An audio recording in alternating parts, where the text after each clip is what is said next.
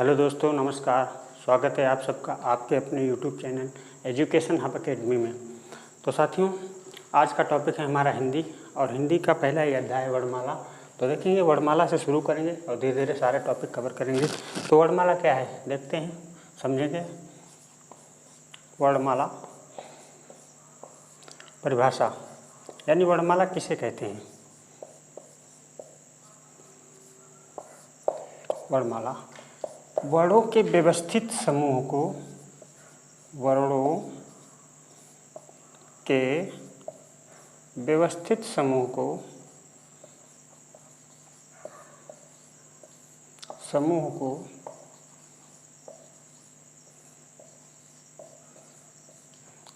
वर्णमाला कहते हैं।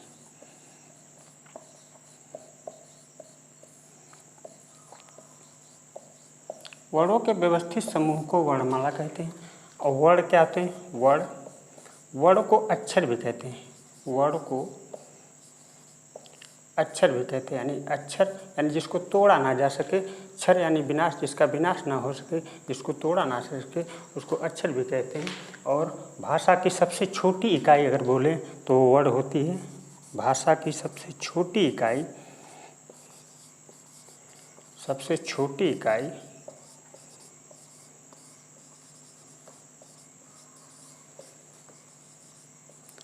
भाषा की सबसे छोटी इकाई वर्ण। भाषा की सबसे छोटी इकाई वर्ण। और भाषा की सार्थक इकाई अगर बोलें तो वो होता है शब्द। सार्थक इकाई वो होता है शब्द। आगे देखेंगे वर्ण के भेद। वर्ण के दो भेद होते हैं, एक तो होते हैं स्वर और एक होते हैं व्यंजन।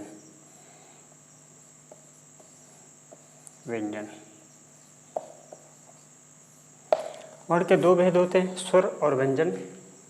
स्वर क्या है? जो भी वर्ण स्वतंत्र रूप से बोले जाएं स्वर कहलाते हैं। यानी जो भी वर्ण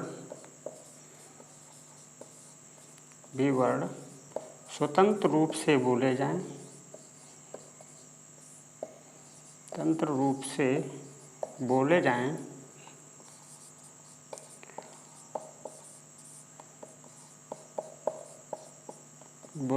स्वर कहलाते हैं।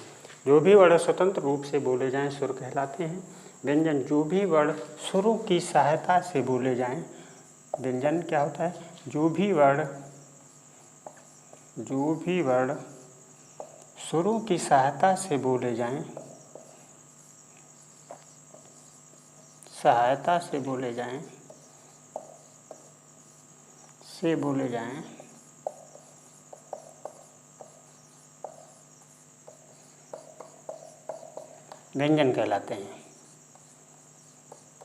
व्यंजन कहलाते हैं।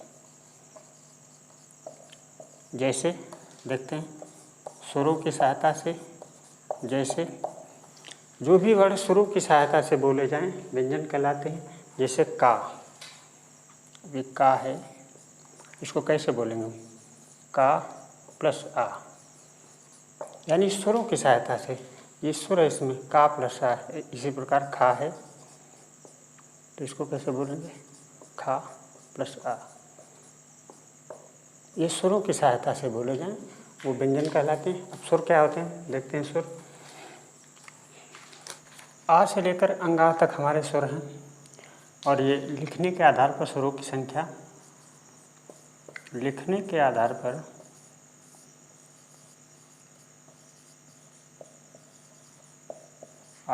स्वरों की संख्या 11 है। और उच्चारण के आधार पर स्वरों की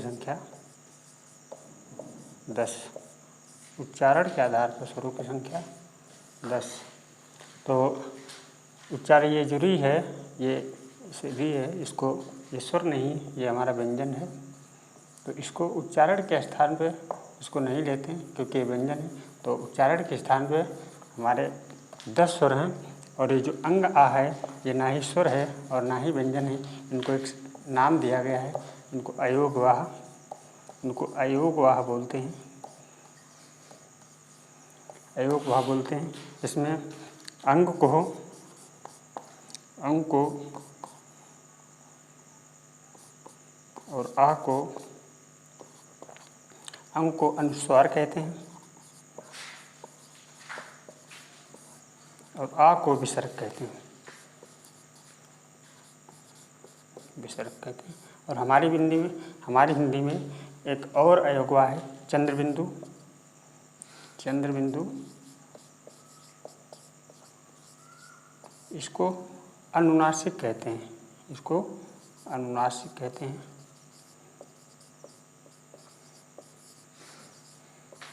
अनुनासिक कहते हैं।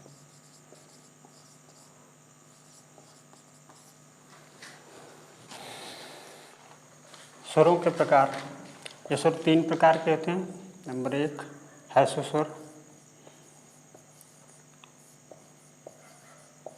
और नंबर 2 दीर्घ स्वर और नंबर 3 होते हैं प्लुप्त स्वर। प्लुप्त स्वर तो देखते हैं ह्रस्व स्वर कौन से हैं, दीर्घ स्वर कौन से हैं और प्लुप्त स्वर कौन से हैं। ह्रस्व स्वर वो होते हैं जिनको बोलने में एक मात्रा कितना समय लगे, यानी जिनको बोलने में कम समय लगे, बोलने में कम समय लगे।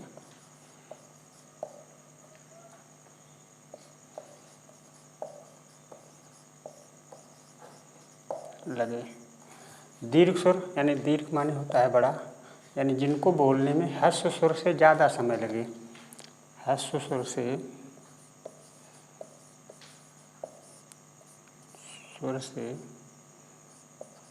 ज़्यादा समय लगे।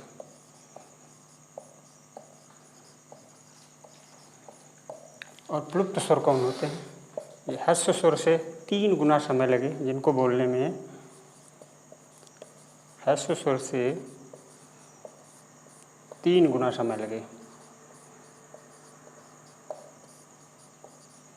3 गुना समय लगे, प्लुप्त स्वर कहलाते हैं। तो देखते हैं अब ह्रस्व स्वर कौन कौन से हैं। और ह्रस्व माने छोटा होता है, आ ई ऊ ऋ। ह्रस्व स्वर हमारे कौन से हैं, आ ई और छोटा ऊ और ऋ। आ ई ऊ और ऋ ये हमारे ह्रस्व स्वर होते हैं। और दीर्घ स्वर कौन से थे, दीर्घ माने बड़ा, तो दीर्घ स्वर हमारे हैं आ ई ऊ ए ऐ। दीर्घ स्वर है हमारे आ, बड़ा आ, बड़ी ई और बड़ा ऊ और ए ओ और औ। ये हमारे दीर्घ स्वर हैं। ये छोटा ये दीर्घ स्वर हैं और इनको संयुक्त स्वर भी कहते हैं। ए ऐ ओ औ को इनको संयुक्त स्वर भी कहते हैं, संयुक्त स्वर भी कहते हैं, क्योंकि ये किसी न किसी के संयोग से बने होते हैं, तभी इनको संयुक्त स्वर कहते हैं। और अब प्लुप्त स्वर कौन से हैं देखते हैं। प्लुप्त स्वर वो स्वर हैं,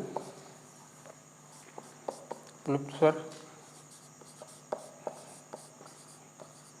जैसे ओम,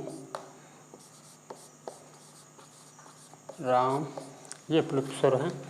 और ये जो आ है आ,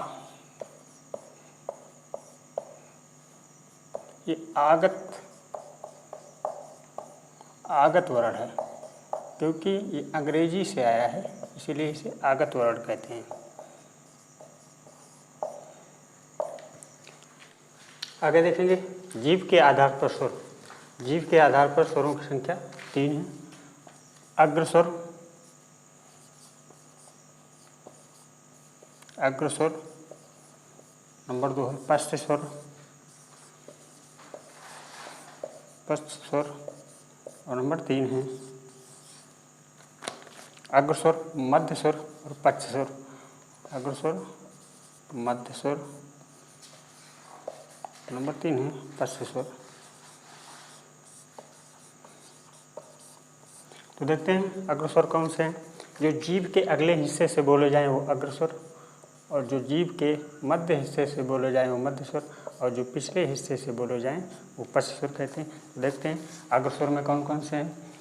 इसकी परिभाषा है जो जीभ के अगले हिस्से से बोले जाएं, जीभ के अगले हिस्से से बोले जाएं,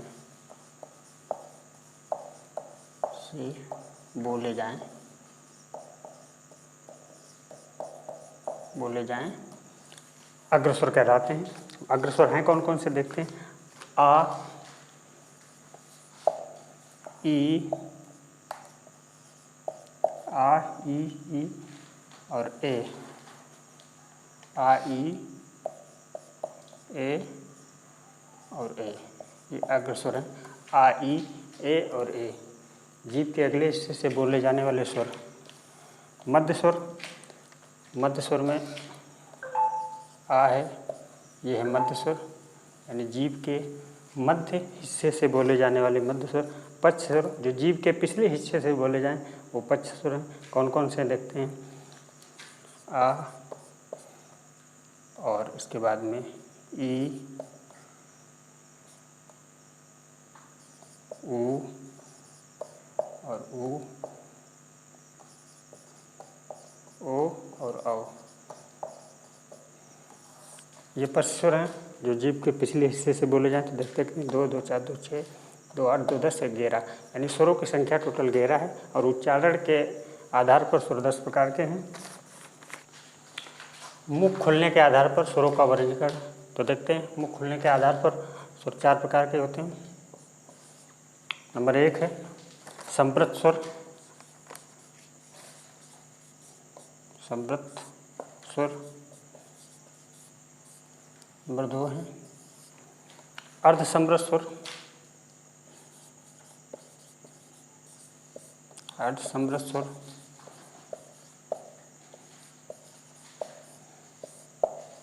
और नंबर 3 है विवृत स्वर।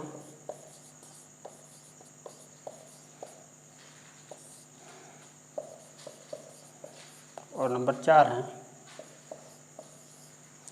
अर्धविवृत स्वर। नंबर 4 है अर्धविवृत स्वर।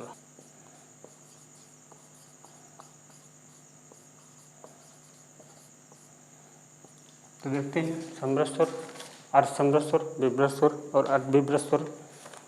तो संवृत स्वर में कौन से आते हैं। आ हो गया हमारा, और ऊ और ई छोटी और बड़ी ई, ये हमारे संवृत स्वर हैं।